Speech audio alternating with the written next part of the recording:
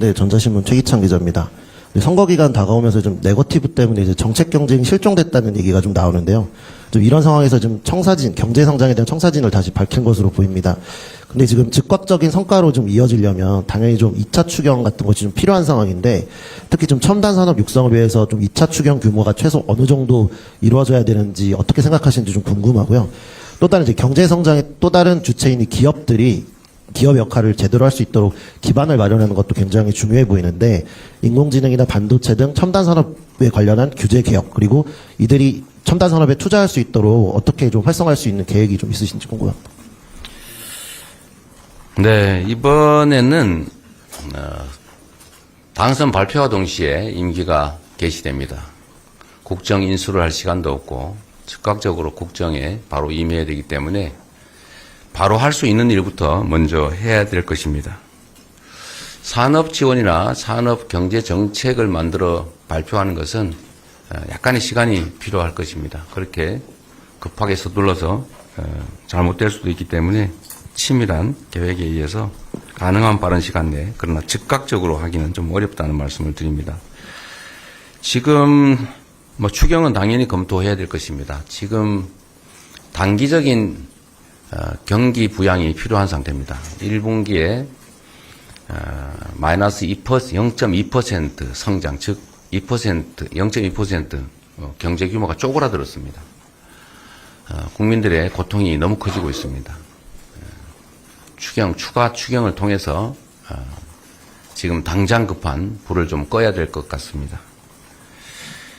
산업 지원을 위한 추경은 지금 당장은 좀 어렵지 않을까 싶고, 일단 골목 상권이나 좀 당장 민생의 어려움을 덜기 위한 추경에 집중해야 될 때라고 생각됩니다.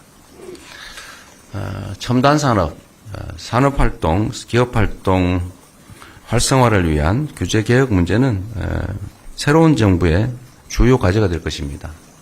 미리 수차례 말씀드렸던 것처럼 첨단 기술 산업 분야에 대해서는 가급적이면 네거티브 규제를 전적으로 좀 도입하는 방향을 저희가 검토 중입니다. 그렇게 하겠다고 약속도 드렸습니다.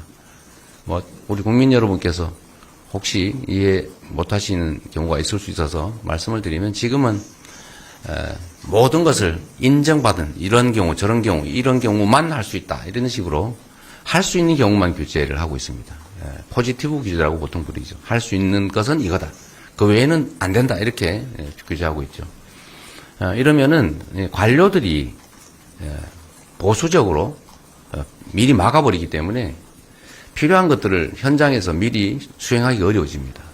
그래서 앞으로는 첨단 산업 분야 규제는 해서는 안 될 것을 명확하게 A, B, C, D의 경우는 안 된다라고 규정하고, 그 외에는 할 수 있는 것으로 풀어두고, 필요하면 사후에 부작용이 심하거나 문제가 심각할 때는 할 수 없는 경우를 추가하는 방식으로 이렇게 규제를 하겠다는 뜻입니다.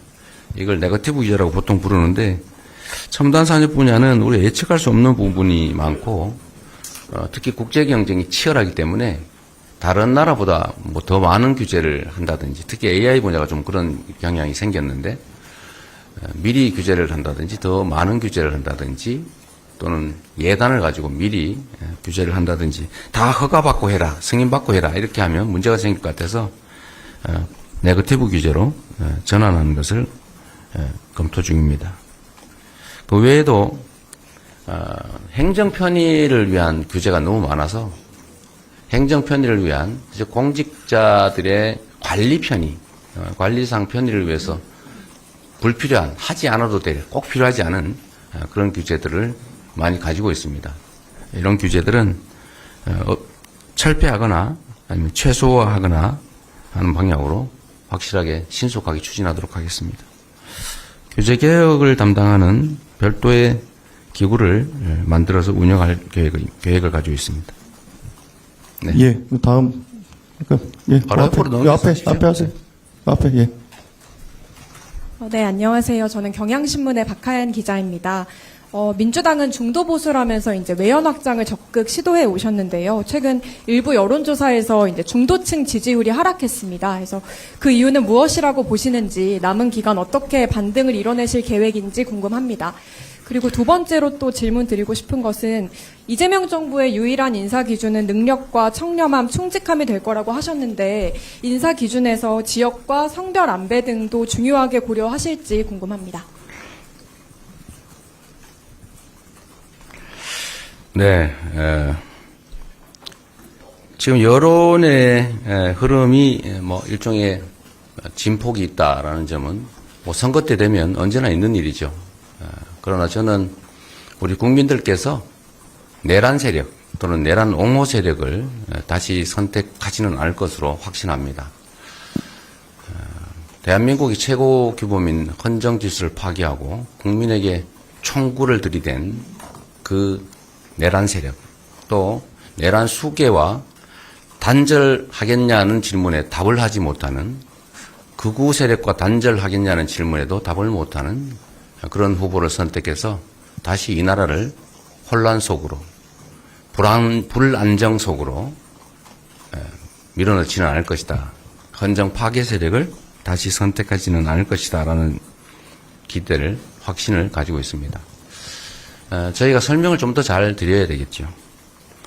중도 보수로의 외연 확장은 뭐 지금 멈췄느냐 이렇게 말씀하시는데, 그게 아마 제가 기본사회 정책을 발표를 하니까 그럼 되돌아갔다고 또 일부에서 공세적으로 억지 주장을 하는 바람에 뭐 그런 것들이 약간씩의 영향을 미칠 수 있을 것 같습니다. 또는 중대재해법 또는 노동 현장을 중시하는 뭐 그런 입장들이 나가니까 다시 되돌아갔나 뭐 이런 생각을 하거나, 또는 뭐 그렇다고 이제 억지 주장을 하는 그런 쪽들이 있어서 약간의 영향이 있어 보입니다. 제가 분명히 말씀드리는 것은 우리 현 시대의 대한민국의 핵심 과제는 먹고 사는 문제를 해결하는 것입니다. 그리고 파괴된 헌정 질서를 회복하는 것입니다. 먹고 사는 문제를 해결하는 것, 즉 성장의 정체를 이겨내고 다시 회복하고 지속적인 성장을 향해서 가는 길, 그거는 제1순위 정책이 될 수밖에 없습니다. 지금 우리 형편이 너무 어렵기 때문에 그렇습니다.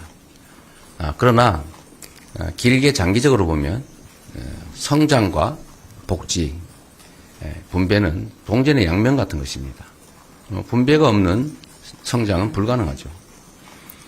적정한 분배, 적정한 소득 보장, 적정한 복지, 이것이 잘 어우러져야 지속적인 성장이 가능합니다. 그러나 지금 단계에서는 이 두 가지가 다 필요하지만 성장에 훨씬 더 큰 방점을 찍어야 되는데, 너무 이 얘기를 많이 하다 보니까 복지는 다 버렸나? 분배는 다 포기했나? 또 이런 의구심을 갖는 경우가 있어서 이제 그 말씀을 몇 차례 드렸다는 말씀을 드립니다. 우리는 비중을 어디에 둘 것이냐, 어느 한쪽을 버리는 게 아니라 둘 다 추구하되 지금은 회복과 성장에, 통합에 더 방점을 둘 수밖에 없는 상황이다. 앞으로도 그렇게 가겠다. 국정도 그렇게 운영하겠다, 이 말씀을 드립니다. 인사와 관련해서는 첫 번째, 저는 가장 중요한 게 충직함이라고 생각해요. 국민의 대리인이기 때문에, 일꾼이기 때문에 국민에게, 주인에게 충직해야 됩니다. 능력이 있더라도 그 능력을 가지고 사적 이익을 도모하거나 권력을 남용하거나 이러면 그건 결코 바람직하지가 않죠. 그래서 가장 중요한 기준은 국민에 대한 충직함이고, 둘째는 유능해야 되겠죠. 능력이 없는데 뭐 충직하기만 하면 되겠습니까? 유능해야 된다. 그리고 비슷한 조건이라면 이제 균형을 맞춰야 되겠죠. 그것도 통합의 중요한 방편이기 때문에 성별 균형을 맞춘다든지, 지역별 균형을 맞춘다든지, 계층별 균형을 맞춘다든지, 뭐 이런 건 당연히 그걸 배제한다는 것은 아니고 당연히 반영을 한다. 우선순위로 따진다면 충직함과 유능함이 먼저다. 그런 말씀을 드립니다.